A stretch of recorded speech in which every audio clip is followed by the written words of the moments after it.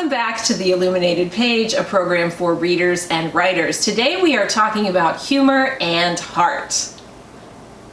I already forgot where. You know, when I talk to people who like to watch TV comedies, it seems like people can't come to a consensus on whether The Office is better or Parks and Rec is better. There's always seems to be some kind of online debate about that. I stay above the fray. I don't weigh in on that. But actually, I found that people who tend to like The Office better will say, well, it's just funnier. And people who tend to like Parks and Rec better tend to say, well, it just has more heart. I was thinking about the fact that good comedy should actually balance both humor and heart. Why pit them against each other? Humor without heart is actually not that enjoyable. It tends to be mean, and it tends to rely on sarcasm and making someone the butt of the joke.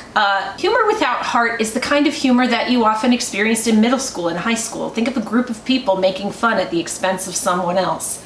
So what happens when you have humor without heart with a writer is the writer will pick someone to be the butt of the joke. It's never themselves. It's always either the character or actually the reader, keeping the reader out of the loop until the very end, and then the reader realizes that the whole story has kind of been a joke on them. It's kind of like reading a prank. Honestly, it's not always that enjoyable.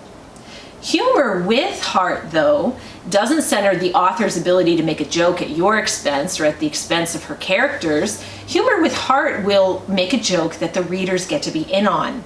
No one's really the butt of the joke. We're all just experiencing the funny thing together. We're all seeing humor in the same situations. We don't have to make fun of the characters in order for that to happen. We can observe the characters as they do silly things that we can not make fun of. That's not what I want to say. Humor with heart, however, doesn't make anyone the butt of the joke. It actually just lets the readers in on a joke. And the reader and the author and the characters are all kind of having a good time together. It doesn't mean that no one ever does anything that's worth making fun of. It just means that the author doesn't have to make fun of the character in order for us to all see the humor together.